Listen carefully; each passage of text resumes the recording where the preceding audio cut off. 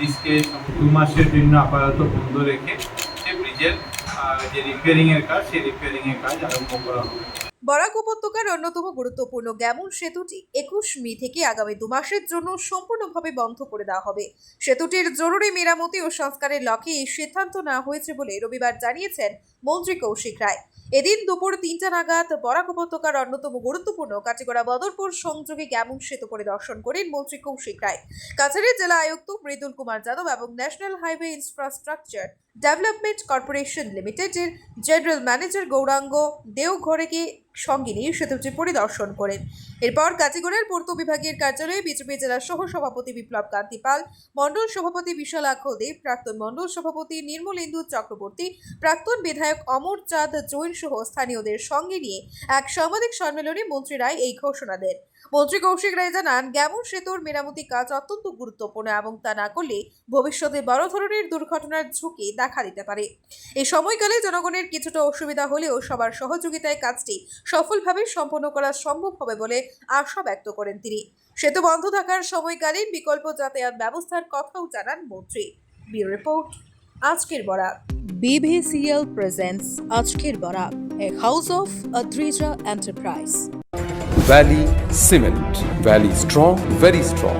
কাছাড়ের জেলা আয়ুক্ত, NHEDCL কর্তৃপক্ষ, স্থানীয় যারা বিভিন্ন ডিপার্টমেন্ট তাদের সঙ্গে নিয়ে আমরা আজকে যে গেমন ব্রিজ সেই গেমন ব্রিজ পরিদর্শন করলাম। এবং গেমন ব্রিজ আমরা জানি যে দীর্ঘদিন থেকে ব্রিজের অবস্থা খুবই খারাপ। বিগত 26 তারিখে মাননীয় মুখ্যমন্ত্রী ডক্টর হিমন্ত বিশ্ব শর্মা মহাশয় যখন শিলচরে এসেছিলেন সেদিনই আসামের মুখ্য সচিবকেও এখানে ডাকা উনিও এসেছিলেন এবং এসে সেই ব্রিজকে কীভাবে কত তাড়াতাড়ি আমরা কীভাবে রিপেয়ার করতে পারি সে বিষয়ে আলোচনা নেই। NHEDCL কর্তৃপক্ষ সে ব্রিজ বন্ধের জন্য নোটিশ বের করবেন এবং 21 তারিখ থেকে ব্রিজকে 2 মাসের জন্য আপাতত বন্ধ রেখে সেই ব্রিজের যে রিপেয়ারিংয়ের কাজ সেই রিপেয়ারিংয়ের কাজ আরম্ভ করা হবে, যাতে মানুষের অসুবিধা না হয়। সেটার জন্য রানীফেরি যে রাস্তা আছে আমরা জানি কালাই থেকে রানীফেরি হয়ে শিলচর পর্যন্ত যেটা রাস্তা সেই রাস্তারও রিপেয়ারিংয়ের কাম মোটামুটি শেষ পর্যায়ে আছে। আরও যে অল্টারনেটিভ ছোটোখাটো রাস্তা সেগুলিকেও যাতে ঠিকঠাক করে আমাদের গাড়ি বা ট্রাক সেগুলিকে যাতে আমরা পাঠাতে পারি।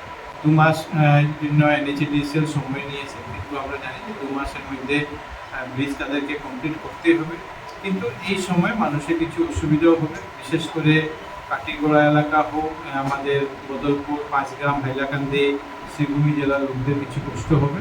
তো সেই কষ্ট যাতে যত কম কষ্টে মানুষকে আমরা সুবিধা দিতে পারি সেটার জন্য রাজ্য সরকারও তৎপর আছে, NHEDCL এবং জেলা প্রশাসনেরও ব্যক্তি কর্মকর্তারা তৎপরতার সঙ্গে সেই বিষয়গুলো দেখবে। গেমন সেতু বন্ধ করে দেওয়ার পর আমাদের কাটিগড়া এলাকার ছাত্রছাত্রীরা বদলপুর কীভাবে পার হবে?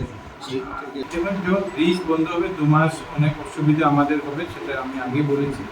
তো এটার জন্য এলাকার মানুষেরও সাহায্য সহযোগিতা আমরা কামনা করি, কিন্তু যাতে স্কুলের বিশেষ করে ছাত্রছাত্রী, পেশেন্ট এদের যাতে কোনো অসুবিধা না হয় সেটার জন্য জেলা আয়ুক্ত মহাশয় IWTর সঙ্গে যোগাযোগ করেছেন, যাতে আমরা এই আপাতত কিছু দিনের জন্য একটা ফেরি সার্ভিসের ব্যবস্থা আমরা করতে পারি।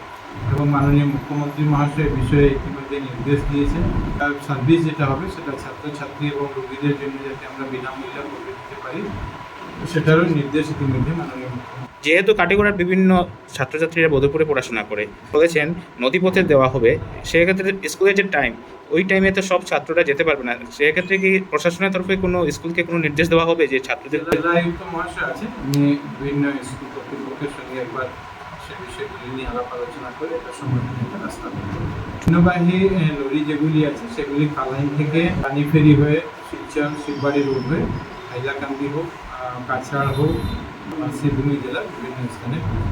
যেহেতু বর্ষার মৌসুমে বরাক এবং ব্রহ্মপুত্রের মধ্যে যে যোগাযোগ ব্যবস্থা, সেই যোগাযোগ ব্যবস্থা ট্রেন বন্ধ হয়ে গেলেই আমাদের যোগাযোগ ব্যবস্থার জন্য জমের যাতনা ভুগতে হয়। যে হাফলং শিলচর রোডটা আছে সেটা কবে নাগাদ সম্পূর্ণ? 2026-এর মধ্যে সেই রাস্তা ইস্ট ওয়েস্ট করিডোরের যে আসামের যে অংশ আছে সেই অংশ সম্পূর্ণ হবে এবং আমরা আশা করি যে এবার বর্ষাতে সেই রাস্তা যাতে কোনো অসুবিধা না হয় সেই জন্য এক্সিস্টিং যে রাস্তা আছে সেই রাস্তারও মেনটেন্যান্সের জন্য NHAI বিভাগ সেটার জন্য ব্যবস্থা ইতিমধ্যে গ্রহণ করে। আপনারা আমাদের আজকের বরাক ইউটিউব সাবস্ক্রাইব এবং ফেসবুকে ফলো করতে ভুলবেন না কিন্তু।